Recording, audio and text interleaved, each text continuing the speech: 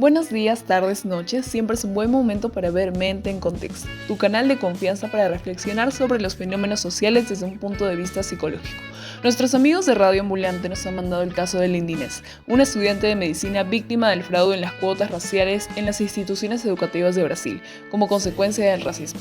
Para analizar este caso hemos invitado a 5 estudiantes que nos hablarán de las teorías de la psicología del desarrollo moral. Pero antes de pasar a la discusión, ¿qué es racismo? El racismo se entiende como una práctica discriminatoria que excluye a grupos por su color de piel, origen étnico o cultura, bajo la idea de que son grupos inferiores, derivando esta creencia en mecanismos de poder que construyen estereotipos y estigmas, en el reforzamiento de relaciones de dominación y sobre todo en la exclusión de derechos hasta el impacto en la salud mental de las personas racializadas. Para empezar, invitamos a Brigitte Gutiérrez a responder esta pregunta. ¿Por qué se daría el racismo? ¿Cuáles son sus causas? Las personas racistas no han desarrollado el nivel postconvencional del razonamiento moral, por ende ejercen un juicio moral de niveles anteriores, el preconvencional y el convencional. Es por ello que realizan prácticas inmorales como lo sería la discriminación, pues su nivel de juicio moral se basa en beneficiarse injustamente de las cuotas raciales y usar su privilegio como persona no racializada. Y además su juicio moral está basado en las reglas autoritarias, es decir, un sistema que legitima el racismo. En el caso de Linda Inés, ¿quiénes estarían en estos niveles de juicio moral? ¿Cuáles serían los actores involucrados? Aquellos que cometieron fraude en el sistema de cuotas, pues el razonamiento preconvencional los llevó a cometer este acto sin principios éticos motivados únicamente por el beneficio personal y la ausencia de sanciones. Para ellos, autodeclararse negro solo representa una estrategia para acceder a oportunidades que no les correspondían.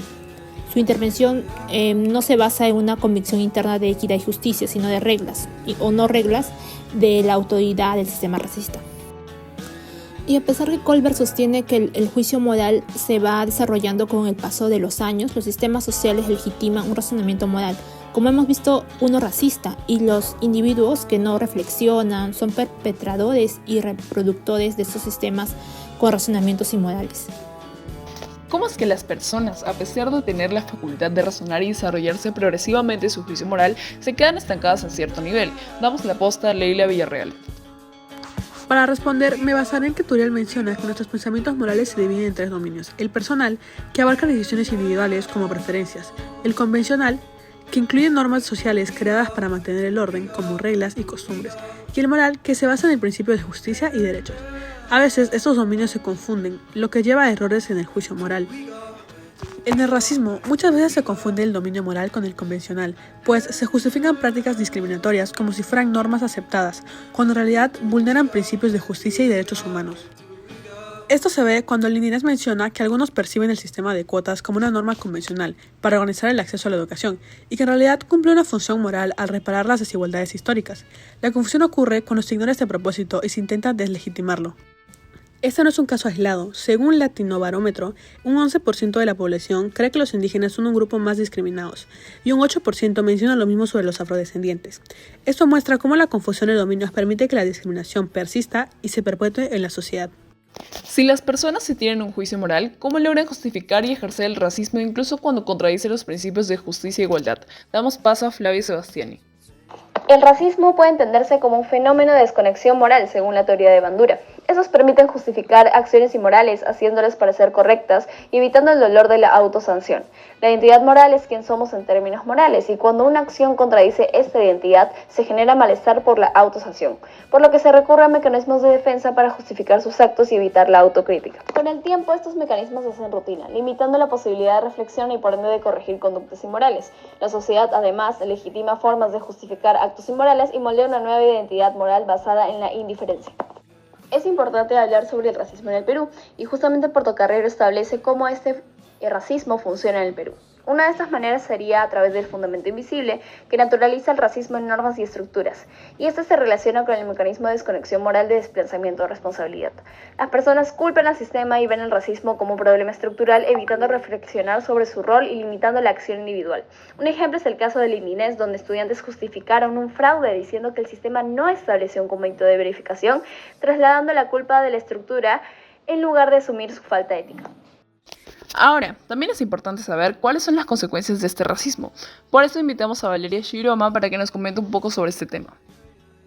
El caso del podcast vulnera varios derechos. Según la Declaración Universal de los Derechos Humanos, todas las personas tienen derecho a la educación. Las dificultades que tuvieron las personas negras para ingresar a la universidad demuestran una clara violación a este derecho en igualdad de condiciones. La desigualdad también se veía en el trato a las personas negras en los hospitales. Muchos cuerpos de personas fallecidas eran utilizados sin dignidad para prácticas médicas, lo que vulnera el derecho a la dignidad humana. La ley de cuotas raciales intentó corregir el problema de los cupos en las universidades, pero la falta de supervisión permitió que personas blancas se aprovechen del sistema. Esto provocó que muchas personas negras no pudieran ingresar a la universidad porque personas no pertenecientes a los grupos beneficiados ocuparon sus lugares, lo que también representa una violación al derecho a la educación. Tras este planteamiento, ¿podrías mencionarnos si es que hay alguna forma correcta de hacer las cosas tras el problema de la ley de cuotas? En este caso, se podría plantear una idea con el pensamiento de Aristóteles, quien menciona el sentido de distribución y justicia. Para él, la justicia es una distribución proporcional basada en criterios adecuados a cada contexto. La forma de calcular esta perspectiva es indagar el telos del recurso. La ley de cuotas, en este caso raciales, tenía como fin brindar oportunidades a grupos históricamente marginados en Brasil. Entonces, el telos de las cuotas raciales era la integración de estos grupos en las universidades. Al abusar de esta política y cometer fraude, socavaba toda su finalidad. Ya conociendo las causas y consecuencias del racismo, me gustaría que nos hablen sobre la labor de los psicólogos. ¿Nos podría explicar cuáles son las responsabilidades de un psicólogo frente a casos de racismo? Los psicólogos tienen una responsabilidad ética y profesional en la lucha contra la discriminación racial y el racismo. Su labor debe promover la dignidad, la igualdad y los derechos humanos, evitando cualquier forma de discriminación en la práctica. Además, los códigos de ética de la psicología establecen el compromiso de los profesionales con la justicia social, lo que implica un actuar consciente y responsable para garantizar un trato equitativo a todas las personas. Además, deben abordar los efectos psicológicos del racismo en sus pacientes, ayudándolos a procesar experiencias de discriminación y desarrollar estrategias de afrontamiento saludables. Incluso la investigación y la educación pueden generar conocimiento sobre los efectos del racismo en la salud mental y utilizarlo para sensibilizar a la sociedad, así como para incidir en políticas públicas y prácticas institucionales más inclusivas. No obstante, el papel de los psicólogos no se limita a la consulta individual, sino que también pueden actuar como agentes de cambio en la construcción de una sociedad más justa e igualitaria. Y con esto hemos terminado. Gracias a todos por venir y gracias a ustedes por escucharnos. Nos vemos en el próximo video. No dejen de ver Mente en Contexto. Hasta pronto.